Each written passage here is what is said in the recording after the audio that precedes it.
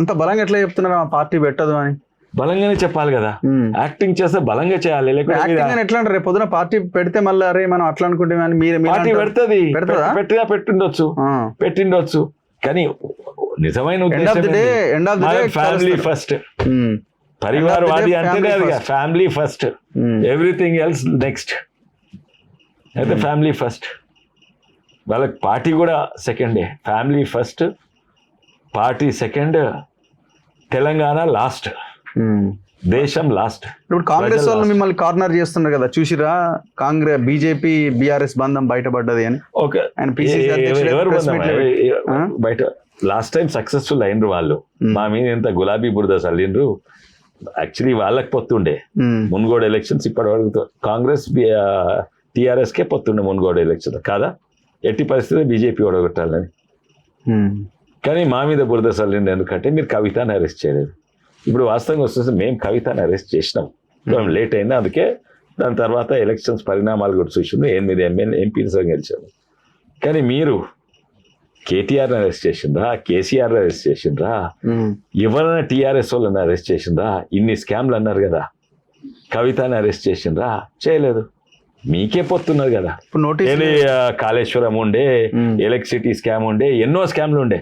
అందరికి నోటీసులు ఇచ్చారు. కేసీఆర్ నోటీసులు 11 హాజరవుతారట. నోటీసులు ఇచ్చారు, హరీష్ కి ఇచ్చారు, 1.5 years ఇచ్చారు. అవును, మరి ఇవన్నీ విచారణలో భాగంగానే నోటీస్ ఇచ్చింది. అయితే మేము ఇవ్వలేదా నోటీస్? అప్పుడు ఈడీ నోటీస్ అరెస్ట్ చేయనందుకు మీకు ఈయనకు పొత్తుందని, మీకు బీఆర్ఎస్ కు పొత్తుంది. అరెస్ట్లు ఉండవని మీరు బలంగా నమ్ముతున్నారా? ఇప్పటివరకే చేయలేదు కదా, ఇప్పటివరకు చేయలేదు, చేస్తారన్న నమ్మకం ఉంది ఎక్కడైనా? ఆ పరిస్థితి పడితే చేస్తుండొచ్చు, వాళ్ళకి రాజకీయ అడ్వాంటేజ్ ఉంటే చేస్తుండొచ్చు. కానీ ఇప్పటివరకైతే నిజంగా పట్టుబడి ఉంటే ఈ కోర్టు ఏమన్నా కూడా, కోర్టు పర్మిషన్ అడిగినరా టీఆర్ఎస్ వాళ్ళు అరెస్ట్ చేసినప్పుడు? లేదు. రేవంత్ రెడ్డి గారిని అరెస్ట్ చేసిండ్రు, అరెస్ట్ చేయలేకపోతున్నా. అట్లా నేను చెప్తున్నా, వాళ్ళ కారణాలు ఉండొచ్చు, కానీ అరెస్ట్ చేయకుంటే మేము బీజేపీ బీఆర్ఎస్ తో పొత్తుందని, ఏది కవితని అరెస్ట్ చేయకుంటే అది ఇంపాసిబుల్. ఈ ఫ్యామిలీని ఐ డోంట్ థింక్ బీజేపీ దగ్గర రానిస్తుంది. ఇప్పుడు కవితను నడిపించేది కేసీఆర్ అయినా ఇంకెవరైనా ఉండొచ్చునా? కాంగ్రెస్ నుంచి ఎవరైనా ఉండొచ్చునా? అంతేనా? Purely family politics. ఎవరు నడిపిస్తారు కాంగ్రెస్ నుంచి? Purely family survival in politics. ఉత్తర సర్వైవల్ కి బోలెట్ పైసలు ఉన్నాయి. ఇప్పుడు అక్కడ డాలస్ లో రియల్ ఎస్టేట్ చూస్తున్నారు. డాలస్ లో ఎవరు కేటీఆర్ అయితే ఆడ రియల్ ఎస్టేట్ పడుతుంది. మీకు బాగా తెలిసినది నిజంగానే వీళ్ళకి విదేశాల్లో ఈ రియల్ ఎస్టేట్ బిజినెస్, డాలస్ లో వజ్రాలు అంటున్నారు, ఇవన్నీ నిజమేనా? ఇవన్నీ డాలస్ అయితే అంటున్నారు, అక్కడ పోతే అందరు చెప్తారు. జేఎస్ రాంచ్ అని మొన్న రమ్యారావు గారు చెప్తున్నారు, జోగినపల్లి సంతోష్ రాంచ్ అని ఏదో ఉన్నది, నిజమేనా అవన్నీ? ఎకరాలు అడుగుకో, భూమి తక్కువనే ఉంటది. $10,000 భూమి, ఇక్కడ కోట్లు ఉండవు. కరెక్ట్ టైం కొన్నారు వాళ్ళు. ఆడ మొత్తం టీం ఉన్నది డాలస్ లో. ఎవరిది? కానీ ఇక ఫుల్ వాళ్ళ చెట్లు ఉండదు కదా. ఇప్పుడు బేనామీలు ఫోన్లు చేస్తే ఎత్తుతుందా? ఎత్తకుండా వచ్చు 2-3. అయితే అక్కడ పోయి ఇంటికి పోవాలి, లిమిటెడ్ లయబిలిటీ కంపెనీస్ మీద కొంటారు. ఆ కంపెనీ డైరెక్టర్లు పతా లేకుండా పోయిండొచ్చు, కొంతమంది అవైలబుల్ ఉండొచ్చు. అక్కడ ఇక్కడ సంబంధాలు వాళ్ళు కూడా కోరుకుంటారు, వీళ్ళు పోతే బాగుంటారు నాయన, మా ఇదంతా మనకే వస్తుంది. బినామీ అట్లే ఉంటది కదా.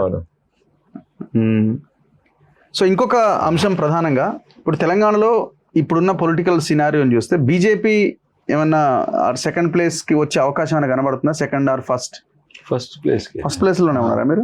బీజేపీకి చాలా ఒప్పుకుంటది. అండ్ వాళ్ళకు బీజేపీ ఒక పార్టీ, తక్కిన పార్టీ స్ట్రాటజీస్, పాలసీస్ అన్ని కూడా నెక్స్ట్ ఎలక్షన్స్ వరకు ఉంటాయి. బీజేపీకి 10 ఏళ్ల తర్వాత ఎట్లుండాలి, 20 ఏళ్ల తర్వాత, 50 ఏళ్ల తర్వాత, 100 ఏళ్ల తర్వాత మా డైరెక్షన్ ఏంటని ఇప్పుడే ఉంటుంది. అదే ఫాలో ప్రయత్నం జరుగుతలేనట్టుంది కదా మీ పార్టీలో. అది ఎలక్ట్రల్ పాలిటిక్స్ కు కొంచెం డిసడ్వాంటేజ్. ఎందుకంటే అన్ని parties focused on the next elections. మేము అంతకన్నా ముందు చూస్తాం, ఓవరాల్ దేశానికి ముందు చూస్తాం. జస్ట్ రాంగ్ టైం ఏమో కానీ ఉదాహరణకు చెప్తే బీజేపీ పుట్టినప్పటి సంది మాకు చిన్న రాష్ట్రాలు కావాలి, పుట్టినప్పటి సంది తెలంగాణ రాష్ట్రాలు కావాలి, ఉత్తరాఖండ్ రాష్ట్రాలు కావాలి ఉన్నది. పాలసీ ఒక్కసారి కూడా మారలేదు. వేరే కాంగ్రెస్ పార్టీ 10 సార్లు ఓసారి చిన్న రాష్ట్రాలను కలిపి పెద్ద రాష్ట్రాలు చేసింది ఆ రాజకీయ అవసరాలకు. అప్పుడు కమ్యూనిస్ట్ వస్తారు, మేము స్ట్రాంగ్ ఉన్నాని. అవసరం ఉన్నప్పుడు విడిది అంటే విడేది. అప్పుడు చెన్నారెడ్డి గారు పార్టీ బయటికి పోయి వేరే పార్టీ వెళ్తుంది, మళ్ళీ వచ్చిండు విడదీస్తా అని వాగ్దానం ఇస్తే మళ్ళీ విడదీయలేదు, మళ్ళీ అజిటేషన్ మళ్ళీ మొదలైతే మళ్ళీ వాళ్ళే విడదీసిండు. అంటే ఒక కన్సిస్టెంట్ పాలసీ, ఎప్పుడు ఏది సూట్ అయితే అదే అన్నమాట కాంగ్రెస్ పార్టీకి. అప్పుడు పెద్ద రాష్ట్రాలు 2 చిన్న రాష్ట్రాలు బలవంతంగా మా తాతగారు ఉండే కల్పకు అని ఎవరు అంటే బలవంతంగా కలిపిండు. తర్వాత చెన్నారెడ్డి గారు వేరే పార్టీ పెట్టి తీయమంటే తీయకుండా వేరే పార్టీ పెట్టి గెలిచినాక 11 నుంచి 10 ఎంపీలు గెలిచినాక తెలంగాణ నుంచి మళ్ళీ కలుపుతామని మళ్ళీ అక్కడ దోకా ఇచ్చిండు. మళ్ళీ ఉద్యమం వదిలే పార్లమెంట్లో ఆయన మా యాదిరెడ్డి ఊరేసుకుంటే, మా పెద్ద ఊరేసుకుంటే అది అంతవరకు చేరే పెద్దగా అవుతుందని అప్పుడు రాజకీయ అవసరాలకు మళ్ళీ విడదీసిండ్రు. అయితే బీజేపీ హెస్ లాంగ్ టర్మ్, అయితే దాంట్లో లాంగ్ టర్మ్ స్ట్రాటజీ ఉంటే షార్ట్ టర్మ్ కొన్ని సెట్ బ్యాక్స్ కూడా అయితే, అంటే షార్ట్ టర్మ్ గ్రోత్ అంటుండదు, బట్ లాంగ్ కన్సిస్టెంట్ విజన్ పెరుగుతూనే ఉన్నది. 2 ఎంపీల నుంచి ఇప్పుడు ఎక్కడికి వచ్చినాం.